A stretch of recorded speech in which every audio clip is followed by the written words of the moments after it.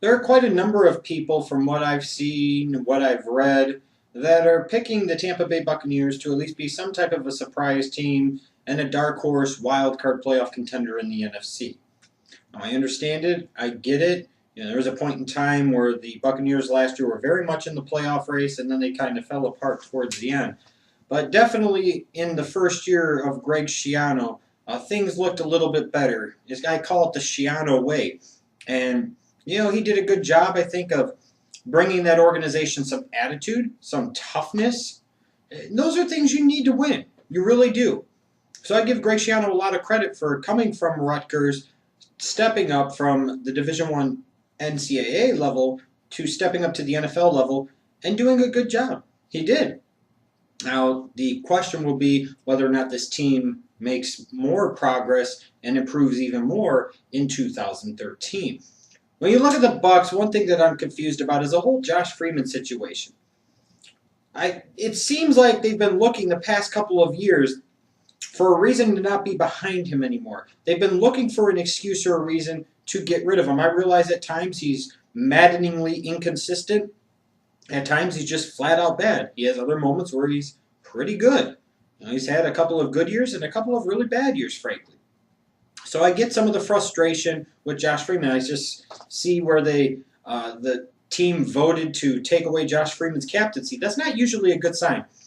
But it seems like the Tampa Bay Buccaneers are so hell-bent on an anybody but Josh Freeman mentality at this point. When they drafted Mike Glennon in the third round out of North Carolina State, I was kind of under the assumption that Mike Glennon might even win the starting quarterback job out of training camp. And if they are going to do such a meticulously well-constructed plan where they're doing everything they can to encourage Josh Freeman to fail so they can move on from him after this year, since he's in the last year of his contract, then I would ask, why did you wait?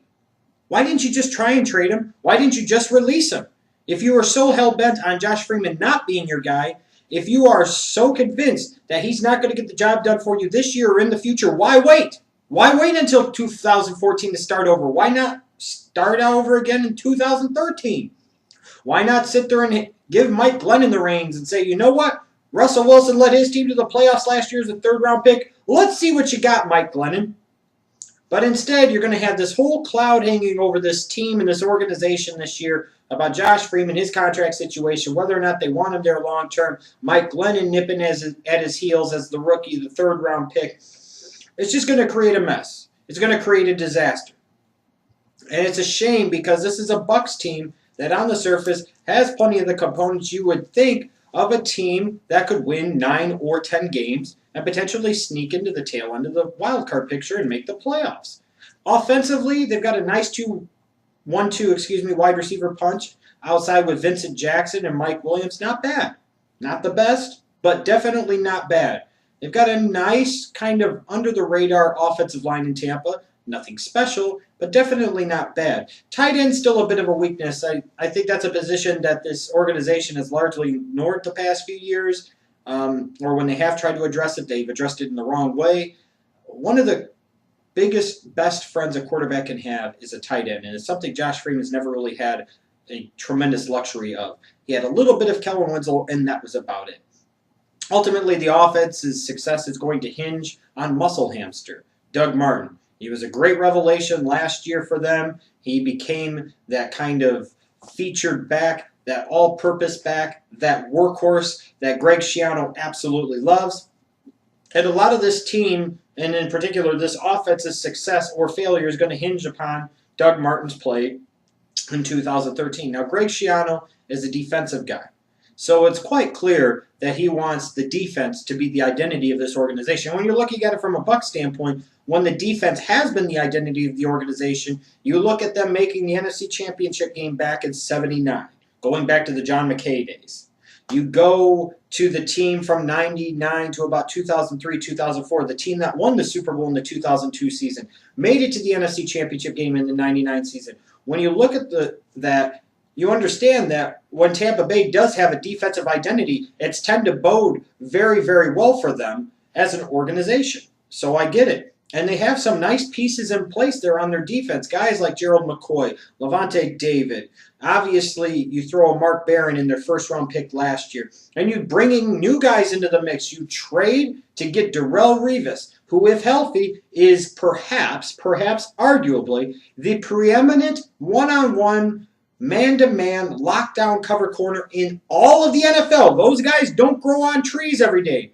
So you take a nucleus of guys like McCoy and David and Mark Barron, and you throw in a Darrelle Revis into the mix. You bring in a second-round pick like Jonathan Banks, and this is a defense that has the potential to do some very, very good things and cause some damage in the NFC South in 2013. A lot of the success of this defense is going to hinge upon the performance of two players, ultimately, and those are the first and second-round picks from a couple of years ago at defensive end, both Adrian Claiborne and Daquan Bowers. Those two guys have to step up like high draft picks like they once were, because with Michael Bennett going off to Seattle, the best pass rusher on the Buccaneers, especially on the edge, is gone now.